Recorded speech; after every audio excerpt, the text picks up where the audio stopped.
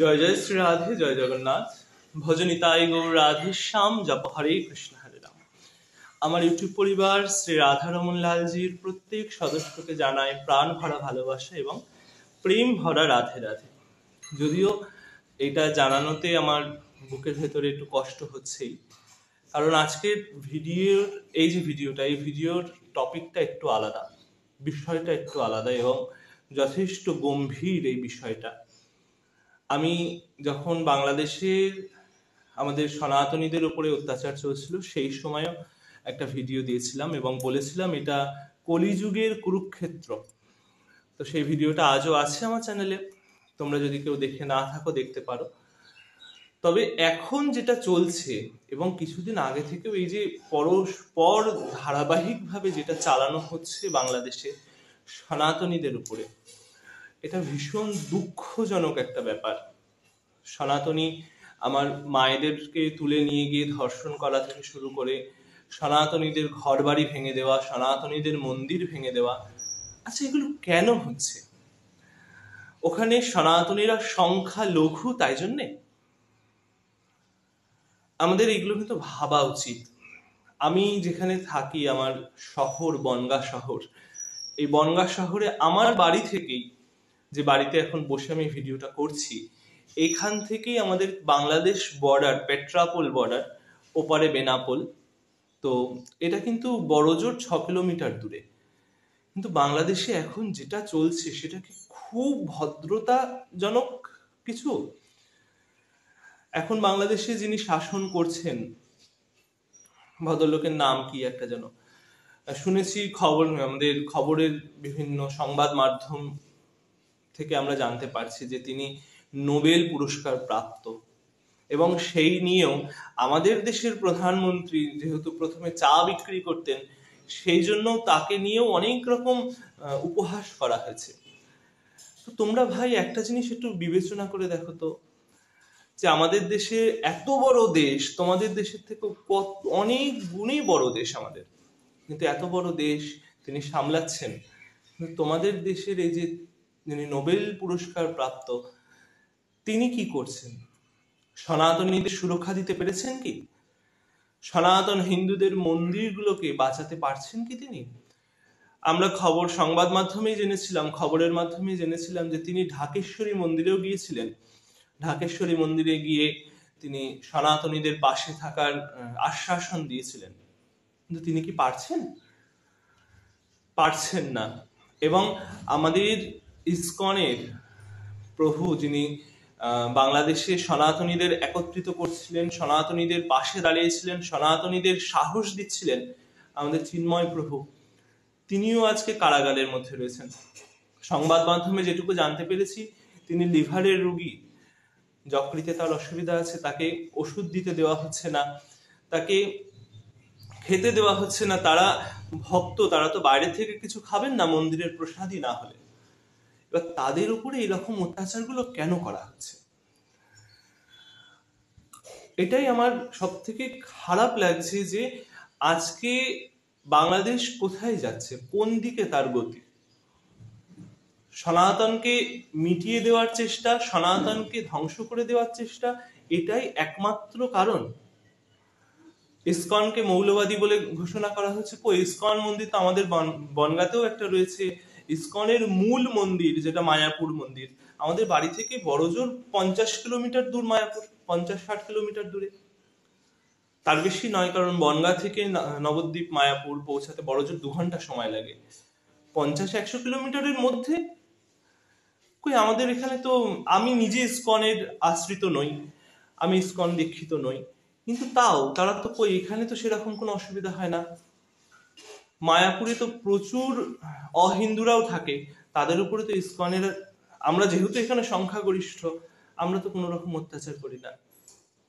তবে সনাতনী হিন্দুদের আমি একটাই কথা বলবো, যে জানি এই ভিডিওটা অনেকে দেখে হয়তো কুরুচিকর মন্তব্য করতে পারে, এখানে গালাগালি দিতে পারে আমায়। তো আমি আমার সনাতনী ভাই বোনেদেরকে একটাই কথা বলবো, যে বাংলাদেশে যারা সনাতন ধর্মকে নিয়ে যুদ্ধ করছো বা করছেন, আমার বয়স জ্যেষ্ঠ যারা আছেন, তাদেরকেও যে হাল ছাড়বেন না। একত্রিত থাকুন এবং নিজেদের সংগ্রাম চালিয়ে যান। এই ভারতে বসে, এই ভারতের সব থেকে দুর্ভাগ্যজনক রাজ্য এই পশ্চিমবঙ্গ, সেই পশ্চিমবঙ্গে বসে এর থেকে বেশি আর কি বলবো আমি, বলুন? সব থেকে দুর্ভাগ্যজনক রাজ্য, কারণ যারা পশ্চিমবঙ্গবাসী এবং যারা হৃদয় থেকে সনাতনকে ভালোবাসেন তারা খুব ভালোভাবেই জানেন পশ্চিমবঙ্গেরও অবস্থা কিরকম।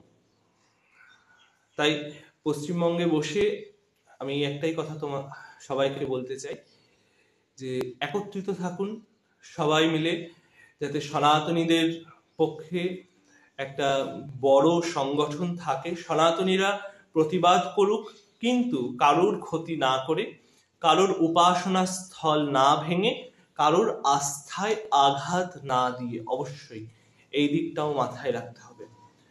আমাদের যেমন আস্থা, আমাদের ভগবান আমাদের মন্দিরে থাকেন, এটাই আমাদের আস্থা। কারোর আস্থায় যেন আঘাত না লাগে, সেই দিকটাও কিন্তু আমাদেরকে দেখতে হবে। কারণ সনাতন ধর্ম, হিন্দু ধর্মের উপরে আজকে এই অত্যাচারটা আজকে নতুন নয় তো। একটাবার চিন্তা করে দেখলে বোঝা যায় যে সেই সত্যযুগ থেকে হিরণ্যাক্ষ, হিরণ্যকশিপু থেকে শুরু করে ত্রেতা যুগে এলো রাবণ, কুম্ভকর্ণ, দাপরে এলো শিশুপাল, দন্তবক্র, কংস, পুতনা, অঘাসুর, বকাসুর, কত অসুর। কলিযুগে আমাদের কলি মহারাজ তো রয়েইছেন, যে সনাতন ধর্মের উপরে আঘাত তিনি করছেনই। আর এছাড়াও আমরা কলিযুগে দেখতে পাই আমাদের গৌরহরি চাঁদ কাজীকে দমন করেছিলেন। আর শুধু চাঁদ কাজী কেন, গৌরহরি তো আমাদের চাপাল গোপাল থেকে শুরু করে জগাই মাথায় আবার জগন্নাথ এবং মাধব, যদিও তারা ব্রাহ্মণ কুলের লোক ছিল, চাপাল গোপালও ব্রাহ্মণ কুলের লোক ছিল, তো এদের সবাইকেও দমন করেছেন। তাই গৌরহরি যখন চাঁদ কাজীকে দমন করতে গিয়েছিলেন, তখন কিন্তু জাত পাত নির্বিশেষে সকল নদিয়াবাসীকে একত্রিত করে নিয়ে গিয়ে চাঁদ কাজীকে দমন করেছিলেন। দমন করার মানে এই নয় যে চাঁদ কাজীকে তিনি প্রহার করেছিলেন। চাঁদ কাজীর গায়ে হাত দেননি, স্পর্শও করেননি, কিন্তু চাঁদ কাজীকে তিনি দমন করেছিলেন স্পর্শ না করে। তাই সকল সনাতনী হিন্দুর কাছে একটাই আমার আবেদন, তোমরা প্রত্যেকেই সংঘবদ্ধ থাকো, ভয় পেও না এবং ভগবানকে ডাকো, প্রার্থনা করো। বহু যুগে এই একই ঘটনা ঘটেছে আমাদের সনাতন হিন্দুদের সঙ্গে। সনাতন হিন্দুদের দেবতারা শুধুমাত্র প্রার্থনার জোরেই কিন্তু মহামায়াকেও প্রকট করেছেন, ভগবানকেও প্রকট করেছেন। আমাদের মহামায়া, এই মহামায়াকে দেবতারা, ভগবানেরা, আমাদের গৌরহরি আদি যে গোবিন্দ, ইনিও কিন্তু প্রার্থনার মাধ্যমেই প্রকটিত হয়ে মহিষাসুর, রক্তবীজ, শুম্ভ নিশুম্ভ এরকম দুর্দণ্ড প্রতাপ অসুরদের বিনাশ করেছিলেন। রক্তবীজ, শুম্ভ নিশুম্ভের মতন দুর্দণ্ড প্রতাপ যে সমস্ত মহা বলশালী অসুরেরা, সে অসুরদের কিন্তু মা নিজে স্বয়ং বধ করেছিলেন। তাই একদম ঘাবড়ানোর কিছু নেই, মন খুলে প্রার্থনা করো। প্রার্থনা ছাড়া কিছু আমাদের এখন গতি নেই, এবং অবশ্যই সঙ্গবদ্ধ থাকতে হবে।